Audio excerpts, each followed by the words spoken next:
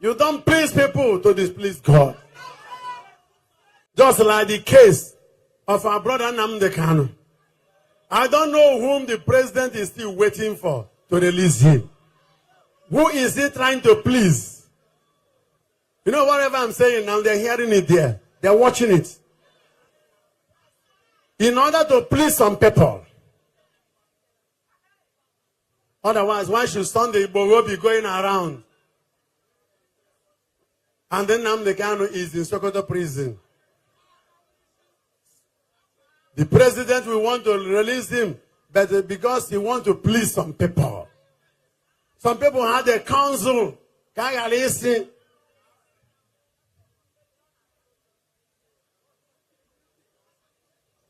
Let him be released, at least with some conditions. Be set free, but go back to London or whatever. The president in your sagacity, we know you have all it takes, the ingenuity for the loquacity. Sagacity for loquacity.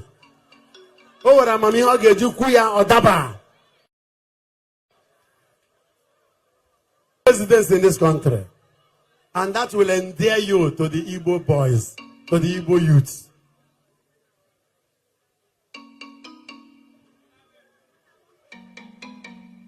Releasing Nnamdi Kanu, and you don't need much campaign on Igbo land. True or false? Those who approve this, wave your hands to the Lord.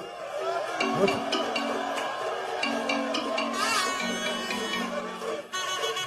Amen. What I came here.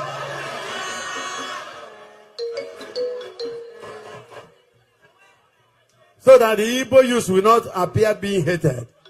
Then the king Iderus told Daniel in Daniel 6:16, Daniel, man of God, may the Lord whom you serve continually deliver you. And he put Daniel in the den of lions. After all this comes, the Zojon in Habara. Makankaton Barage, we don't know how. Oh no, they are back to sender. Back to sender,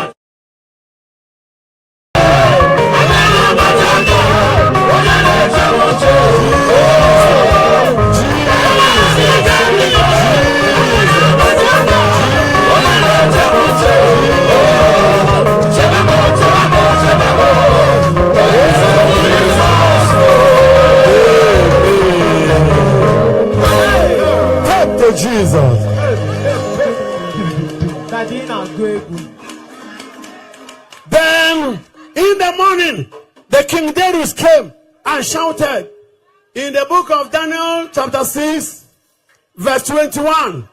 Daniel, man of God, has the Lord who yourself delivered you? Makia kaga jumunagi. Habasa is your journey now. Chineka ine fasa potago gi. Agaza potagi. Amen. And Daniel, in Daniel chapter 6 verse 22, answered, in the middle of the night, the Lord whom I serve sent his angel, and the angel came and closed the mouth of the lions, and no lion could harm me.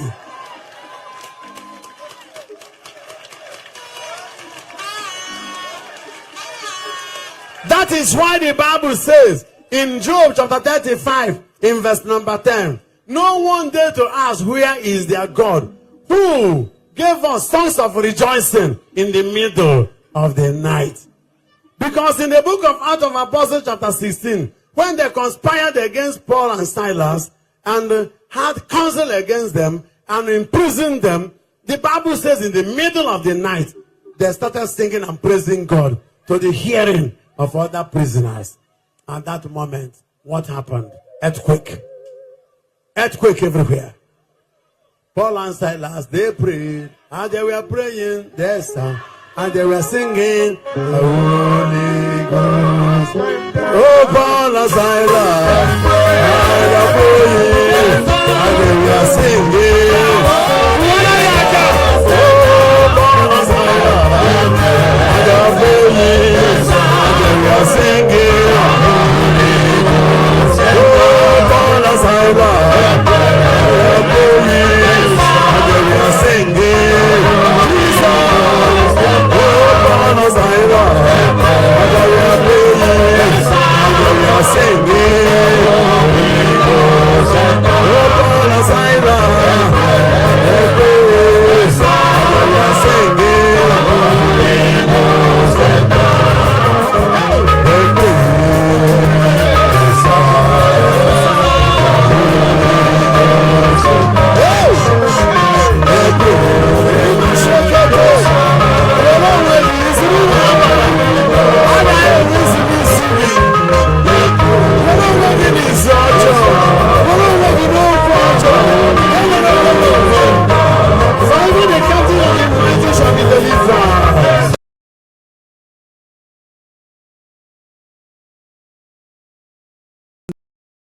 of this series examining the history, philosophy, and resilience behind liberation movements, with reflection on the advocacy of Mazi Nnamdi Kanu and the broader Biafran conversation.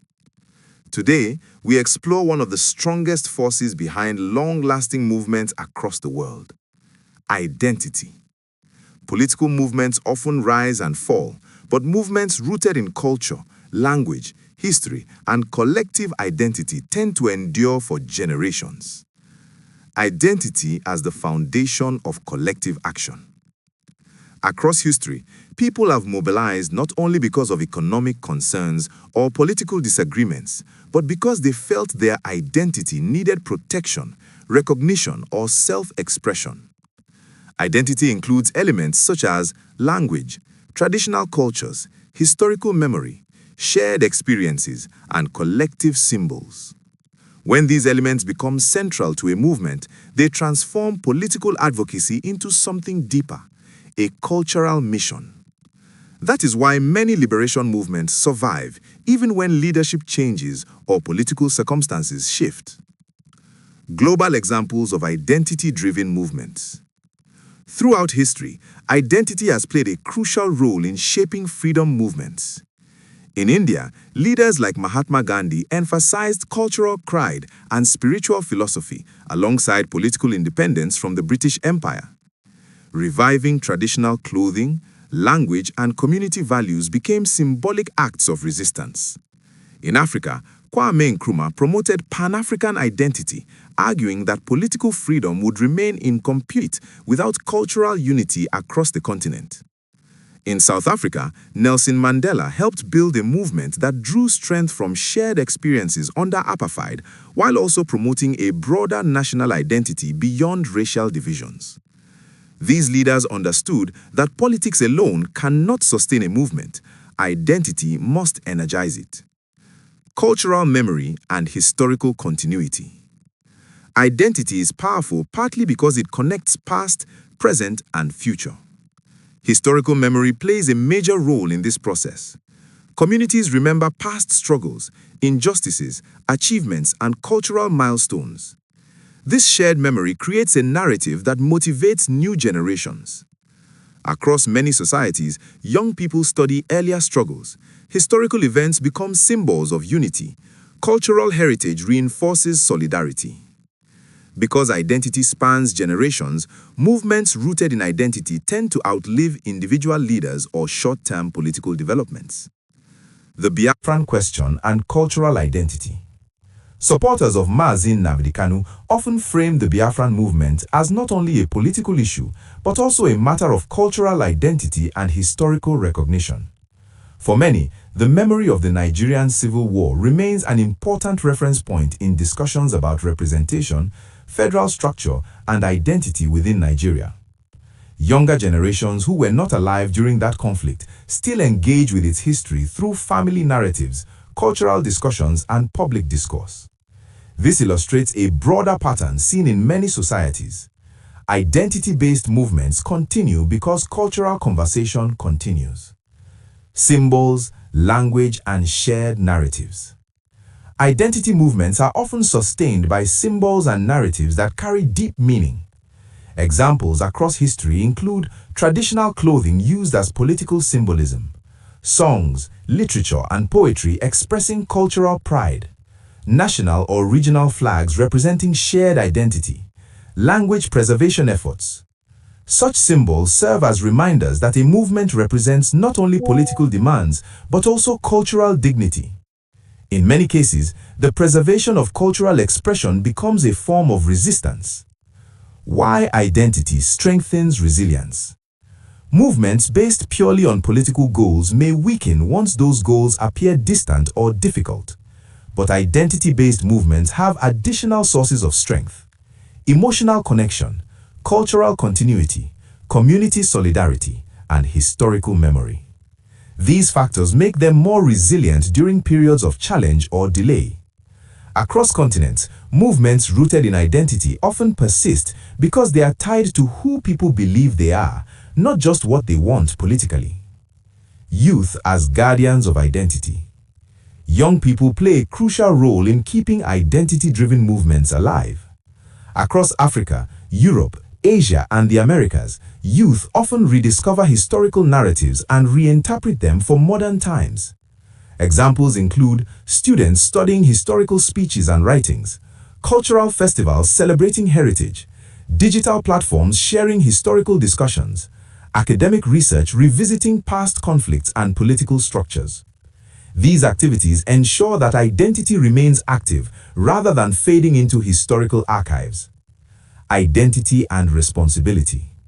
While identity can unite communities, history also shows the importance of using identity constructively.